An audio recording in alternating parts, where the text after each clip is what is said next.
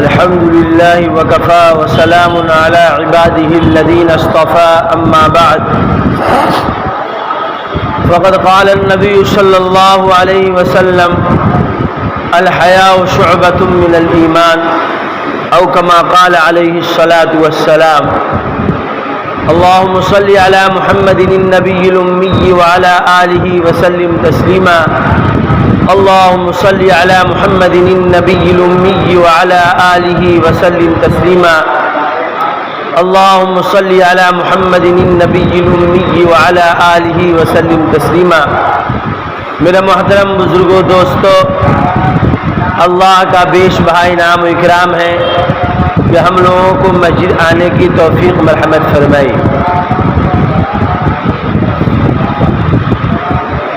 دیکھ لیجئے آبادی کو اور گاؤں کے بچوں کو اور جو ہمارے نوجوان لوگ ہیں ان کی تعداد کو دیکھ لیجئے، اسی سے پتہ چل جائے گا نماز اور جمعہ اور دین کی اہمیت کیا ہے۔ اور یقینی بات ہے ہر آدمی کو حق بات کڑوی لگتی ہے، کسیلی لگتی ہے، اور نفس کے مطابق جو بات ہوتی ہے وہ بات اچھی لگتی ہے، اور اس کو یہ بات لگتی ہے کہ یہ بات صحیح کہی جا رہی ہے۔ آج لوگ یکساں سول کوڈ کر رہے ہیں، ہر آدمی اپنا اپنا دماغ لگا رہا ہے۔ کوئی کہہ رہا ہے کہ یہ سب جو ہے سیاسی چیزیں ہیں، مسلمانوں کو نہیں پڑھنا چاہیے، عالم علماء کو اتنا ہی کام رہ گیا ہے اور کوئی کام نہیں ہے، طرح طرح کا تبصرہ۔ اب دیکھ لیجئے مسجد میں بھی عالم علماء پہلے آیا ہوا ہے، مسجد لے کے اپنا یہ ہو رہا ہے۔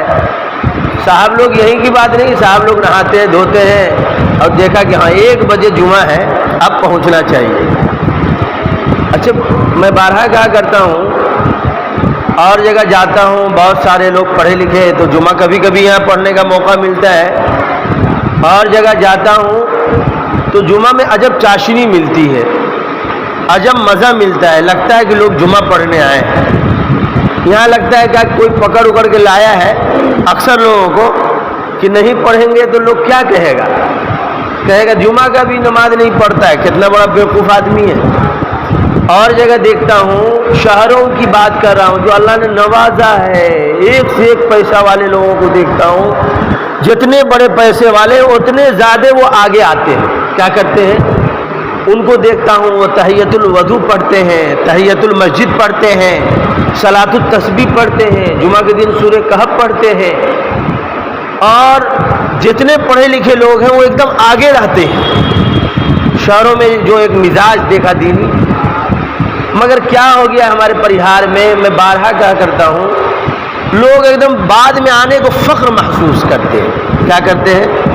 فخر محسوس کرتے ہیں، اور وہ سوچتے ہیں جو جتنا بعد میں جائے گا، حتیٰ کہ امام صاحب خطبہ کے لیے کھڑے ہوں، اس وقت پہنچنے کو وہ سمجھتے ہیں کہ یہ ایڈوانس لوگوں کا کام ہے، یہ بڑے لوگوں کا کام ہے۔ حالانکہ بڑے لوگوں کا کام تو یہ کہ ہر کام میں آگے ہونا چاہیے۔ کیا ہونا چاہیے؟ بڑے لوگ ہر جگہ آگے ہوتے ہیں نا بھائی، چاہتے ہیں کہ ہمارا مقام ہے، ہم آگے ہوں اور آگے رہ کر کے چھوٹوں کی رہنمائی ہو۔ تو اسی طریقے سے دین کے معاملے میں بھی بڑا بننا چاہیے۔ کیا بننا چاہیے؟ دین کے معاملے میں بھی آگے رہنا چاہیے۔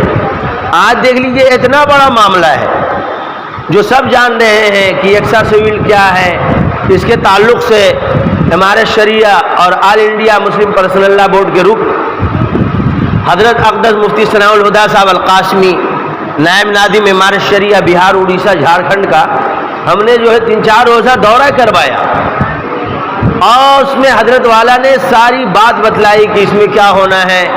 جیسے 18 سال سے پہلے کوئی لڑکا ہو یا لڑکی ہو، کیا ہو، 18 سال کے کوئی لڑکا یا لڑکی ایک روم میں رہے، گرل فرینڈ بن کر کے رہے، اور اس سے بچہ پیدا ہوتا ہے تو حکومت کہتی ہے اس کو بھی جو ہے حصہ دینا ہے۔ کیا کرنا ہے؟ حصہ دینا ہے۔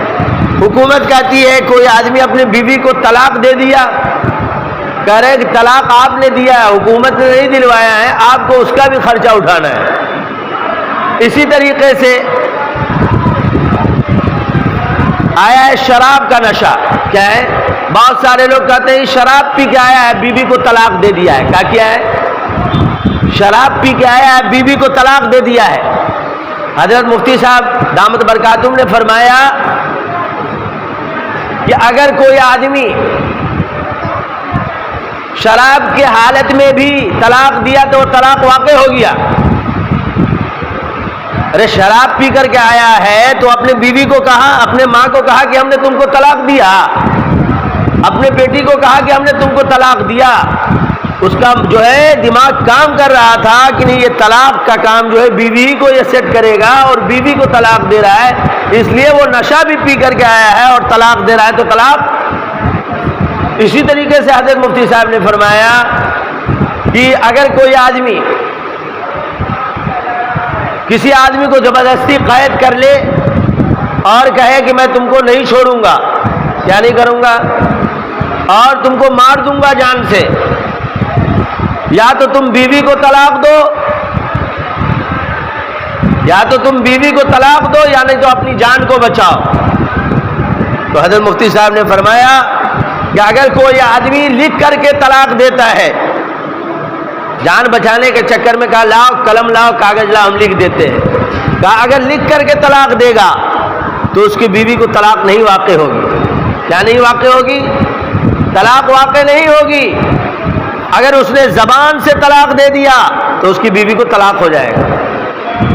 کہا کہ زبان سے اس لیے کہنے سے طلاق ہو جائے گا کہ اس کا جو ہے جگہ جو ہے بنیادی جگہ کہنے کی جگہ زبان ہے, اور آپ نے کلمہ پہ پڑھا ہوگا ایمان کی بنیادی جگہ دل ہے. کیا ہے؟ آپ پڑھتے ہیں اقرار باللسان و تصدیق بالقلب, ہم اپنے زبان سے اقرار کرتے ہیں اور دل سے اس کو تسلیم کرتے ہیں. کہہ رہے کوئی آدمی اگر تحریر سے لکھ کر کے دیتا ہے تو اس کو طلاق واقع نہیں ہوگی, اور اگر کوئی آدمی زبان سے کہہ دے ہم اپنی بیوی کو طلاق دے دیے تو کہہ رہے اس کو زبان طلاق واقع ہو جائے گی. کہہ رہے کہ اگر وہ اپنی جان بچانے کے چکر میں طلاق دے دیا تو کہہ رہے بیوی کا نقصان ہے, اور اگر وہ خود کہا کہ نہیں ہم اپنی بیوی کو طلاق نہیں دیں گے چاہے میری جان ہی چلی جائے تو کہہ رہے بیوی کا فائدہ ہے, وہ انتقال کر جائے گا, وہ شہید ہو جائے گا تو کہہ رہے اس کے مال میں سے بیوی کو حصہ ملے گا. اس طریقے کی باتیں ہیں. یا اسی طریقے سے دیکھ لیجئے یہ یکساں سول کوڈ کا معاملہ چل رہا ہے. گھر میں چھوٹا بچہ ہے ابھی پیدا ہوا تو اس کو شہد چٹاتے ہیں اور بکری کا دودھ پلاتے ہیں, پھر ماں اپنا دودھ دھیرے دھیرے دیتی ہے. اس بچے کو اگر ہم جو ہے کھانا دے تو بچہ زندہ رہے گا؟ زندہ رہے گا. ایک آدمی گھر میں شوگر کا مریض ہے, اس کو راتوں دن ہم چاول کھلائیں گے وہ زندہ رہے گا؟ ایک آدمی ہائی بلڈ پریشر کا مریض ہے, اس کو رات دن بقرہ ہم کھلاتے رہے تو صحیح رہے گا؟ کہہ رہے سب کا کھانا یکساں گھر میں نہیں ہو سکتا ہے تو قانون یکساں کیسے ہوگا؟ بہرحال میں اس لیے اس بات کو لایا ہوں بیچ میں. لیٹر پیڈ گھوم رہا ہے کہ ابھی تک صرف 48 لاکھ رائے گئی ہیں. کتنی؟ جو ہماری سنکھیا کروڑوں کروڑ ہے, تو ابھی بھی موقع ہے اس کام کو ہم کام سمجھیں, اور گھر کے نوجوان اور جو ہے جو جانکار ہیں موبائل کے گھر گھر جا کر کے اپنی رائے کو بھیجیں تاکہ جو حکومت تک ہماری رائے پہنچے کہ نہیں ہم اس کے خلاف ہیں. ابھی بھی ہمارا مسلمان جاگا ہوا نہیں ہے اور ایک دوسرے کے تبصرہ کرنے میں لگا ہوا ہے. یہ افسوس کا مقام ہے.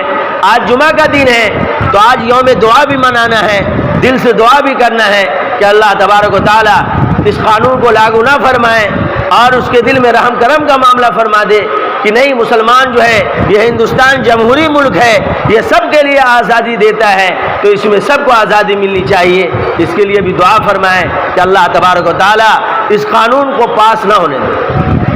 اس کے بعد میں کہہ رہا تھا کہ ہر آدمی کو کوشش کرنی چاہیے کہ آج ہفتے کی عید ہے, ہر آدمی 30 مار بنتا ہے کہ ہم بڑے ہیں, مگر جمعہ کا دن ہے اس کی بھی تیاری پہلے نہیں کر پاتا ہے. سوچئے کچھ صاحب ایسے ملے ہم کو کہ 1 گھنٹہ میں مسواک کرتا ہے. کیا کرتا ہے؟ تو ایک واقعہ یاد آ گیا, اس میں سے 2 شعر صرف سناتے ہیں. ایک آدمی کہہ رہا تھا ہم لنگے پیر چلتے ہیں پیر چھلے جاتے ہیں. کیا ہے؟ لنگے پیر چلتے ہیں تو پیر چھلے جاتے ہیں, فرش مخمل پہ لنگے پیر چلتے ہیں پیر چھلے جاتے ہیں, کیلا کھاتے ہیں تو دانت ہلے جاتے ہیں. اب ایسا کوئی نازک مزاج آدمی ہو جائے گا تو اس کو سمجھانا تو بہت مشکل ہے بھائی، کہ کیلا کھانے سے دانت ہل رہا ہے، اب فرش مخمل پہ چلنے سے پیر چھل رہا ہے، اب ایسے نازک مزاج کے لوگ ہیں تو ان کو دین سمجھانا تو بہت مشکل ہے، دعا ہی کر سکتا ہے اللہ کی یہاں بار بار دعا ہوتی ہے۔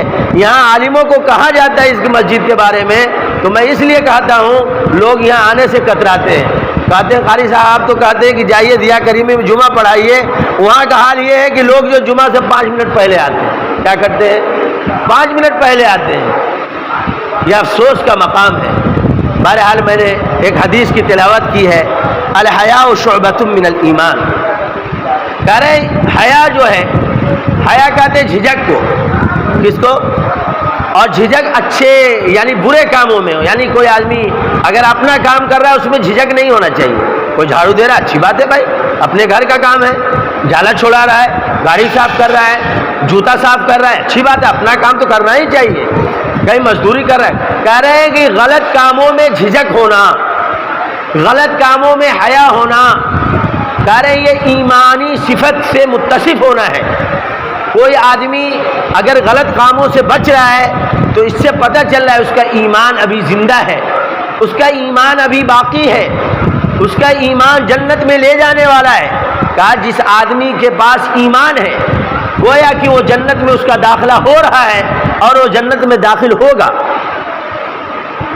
ایک آدھ دو واقعہ آپ کو سنا دیتا ہوں۔ حضرت سلیمان بن یسار رحمۃ اللہ علیہ بہت بڑے محدث ہیں، وہ تشریف لے جا رہے تھے، راستے میں ایک جگہ پڑاؤ ڈالا، پڑاؤ ڈالنے کے بعد قضاء حاجت کے لیے ایک آدھ ساتھی نکل گئے۔ پہلے کے زمانے میں تو بیت الخلاء ہوتا نہیں تھا، لوگ جو ہے لوٹا لے کر کے اپنی ضرورت کو پوری کرنے کے لیے نکلتے تھے، اور ان کے ساتھی لوگ ضرورت پوری کرنے کے لیے ادھر ادھر چلے گئے۔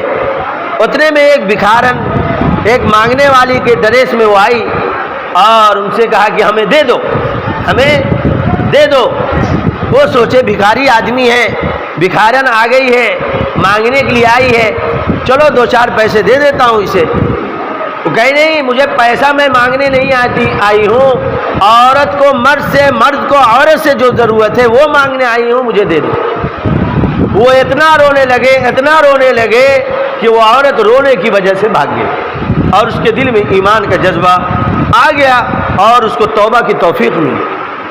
آج اگر کوئی کسی کو برائی کی دعوت دے دے تو وہ خوش ہوتا ہے، چلو موقع مل گیا، اور اس کو خوشی کی انتہا نہیں رہتی ہے۔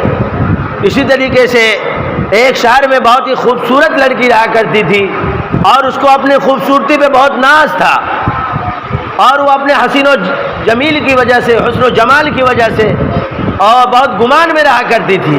وہ اپنے شوہر کو کہتی تھی کہ مرد میری خوبصورتی سے طمع نہ کرے، ایسا ہو ہی نہیں سکتا ہے، میرے جلوہ کو دیکھے مرد تو اس کے اندر طمع آ ہی جانا ہے۔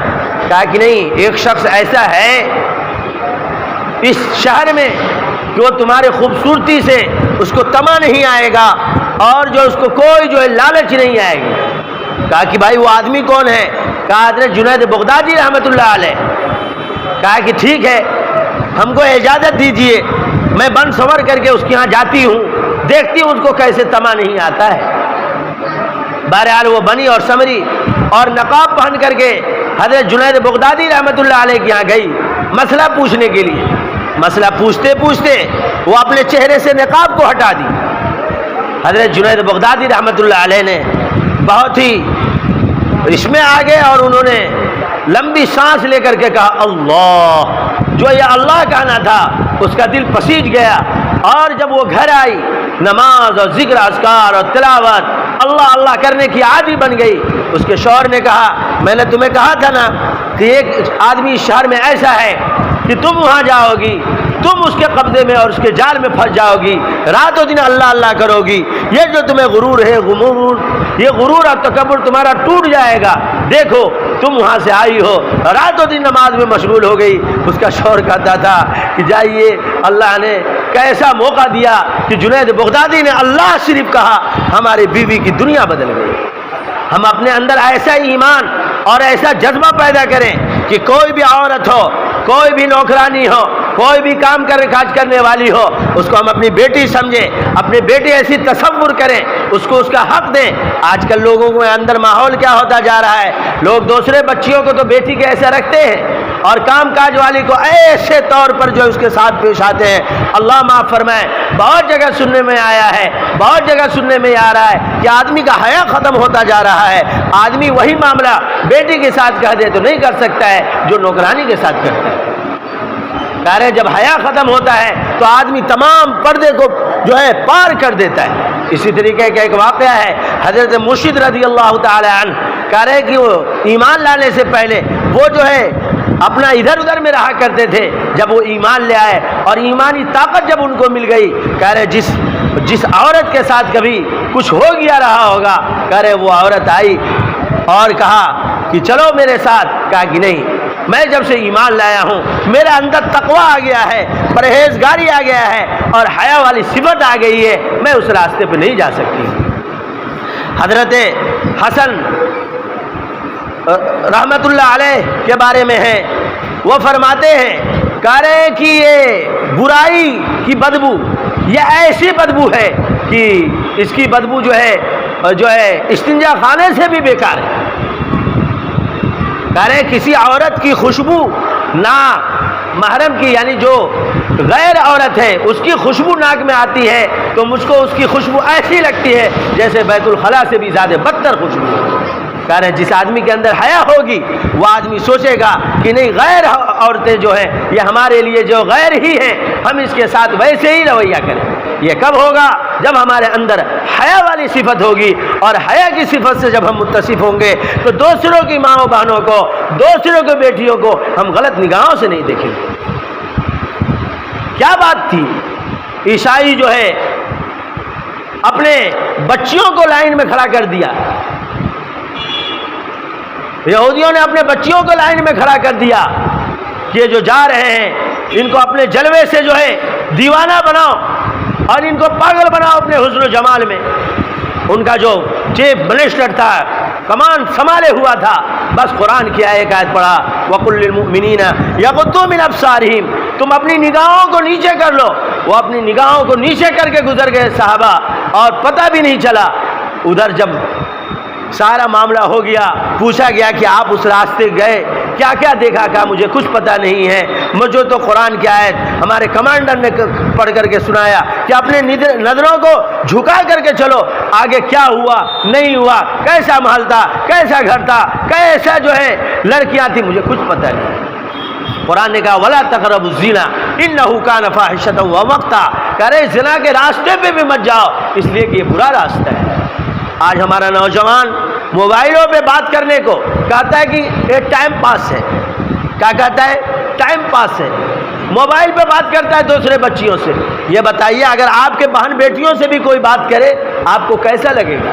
ایک شہر کا واقعہ بتلاتا ہوں، وہ مجھ سے خود پوچھنے آیا کہ مولانا دیکھیے نا، ہماری بچی کو دوسرے لوگ جو پھنسا لیے ہیں اور ہندو کے ساتھ اس کا معاملہ ہوتا جا رہا ہے۔ بہرحال اللہ سے رویا گیا، گڑ گڑایا گیا، اس کے لیے کوشش کیا گیا، بعد میں پتہ چلا اس کا لڑکا بھی دوسرے لڑکی کو پھنسائے ہوا ہے۔ میں کہا بابو تم جب بدلو گے تب تمہاری بہن بدلے گی، نہیں تو یاد رکھنا اللہ نے فرما دیا ہے الخبیثات للخبیثین والخبیثون للخبیثات والطیبات للطیبین والطیبون للطیبات۔ پاک مردوں کے لیے پاک عورتیں ہیں، ناپاک مردوں کے لیے ناپاک عورتیں ہیں۔